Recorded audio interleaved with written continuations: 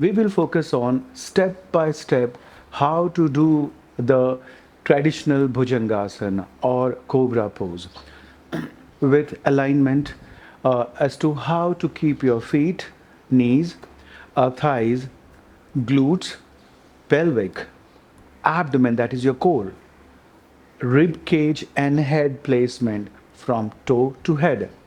We will also focus on the do's and don'ts of Bhujangasana or a Cobra pose. Let us start with the classical Cobra.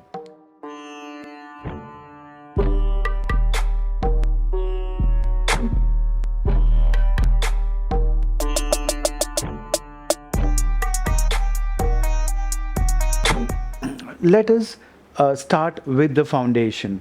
So lie down in a prone position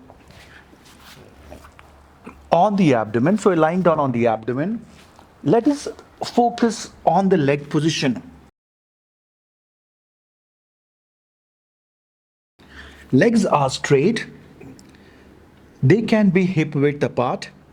Or if you have a back pain or you are rising into an extended cobra, you can keep them together if you are doing a low cobra. In general, it is good to keep the legs hip width apart. Try both and give me your comments. So pull your straight foot back, heels toward the sky, toes gently pointing. The soleus, the powerful calf muscle activated. It affects the plantar flexion of the ankle. Focus on pressing the feet firmly into the mat, lifting the kneecap and engaging your quadricep. Knees, knees extended.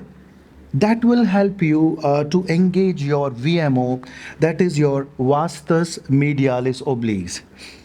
That helps you to stabilize your pelvic. The vastus medialis oblique helps you to extend the knee.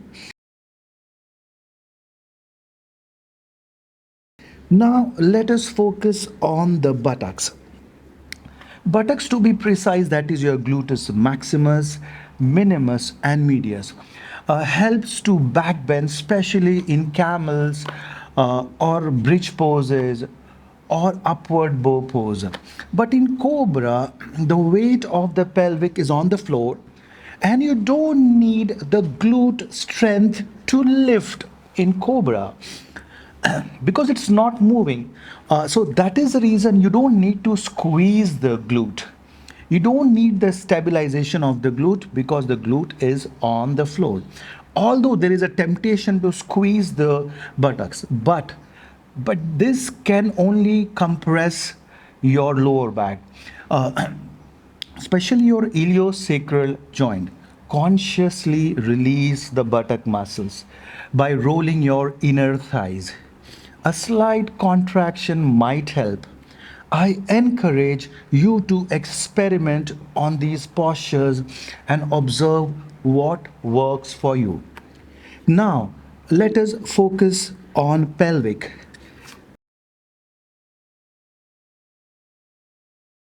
Pelvic neutral, or you can have a slight tuck. Just check.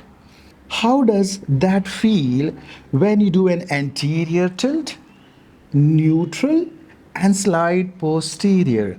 And observe how do you feel. Let us now focus on the core. Keep your core engaged. That is, pull the belly in or zipping above the belly. Rib cage on floor. Arms long side of the chest. Outwardly rotate your forearm, which means the index fingers are facing forward. That will help you to externally rotate your shoulder socket joint.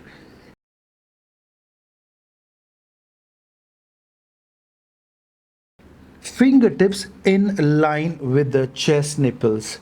That's a standard cueing. But people who are flexible at the back, it's good for them. But instead of the keeping the tips in line with the nipples, you can take the palms a little bit more ahead, that is in line with the shoulder, so that you can regulate your movement from the rib cage and not from compressing the lower back. I encourage you to experiment in line with the nipple and in line with the shoulder and see what works for your body. So, a question for you. Any guess why you keep your elbows close to the body? Give me an anatomical explanation. Stretching the posterior neck muscles, especially the occipital at the back. If you're not comfortable, you can start with the nose or the chin on the floor.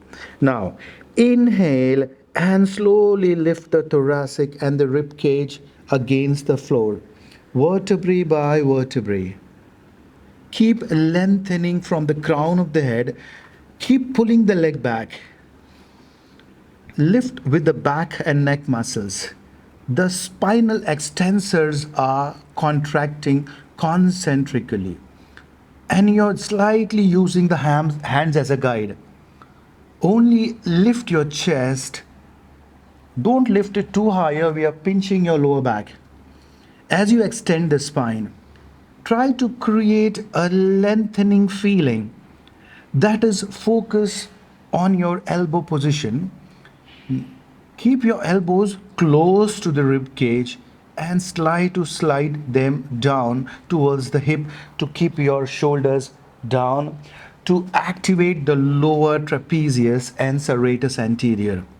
Now, do not lock the elbow. Okay? This may jam your shoulders towards your ears. Bend your elbows so you can melt your shoulders down your back. Now, let us focus on the neck position. Feel of the back of the neck being stretching. Maintain the length of the back of your neck. Otherwise, keep your gaze forward so that your neck is comfortable. Friends, Cobra is not about how high you lift up. It's about your spinal extension. Create an even arc. If your arc is turning like more of an L shape, you have come up too much. You should lower few inches down to reduce the crunch in your lower back. Remember, friends, you are not doing, you're not going as high as possible or upward facing dog. We are doing a cobra. Hence, use your back muscle to maintain the lift rather than the arms and the legs. While keeping the hips on the floor, use your back muscles, and instead of using your arm strength, press the toes, stopping just before that your hips are not lifting from the floor. If you're finding a back pain, that means you have come up too far. Remember, avoid crunching your back. Instead of elongate your spine.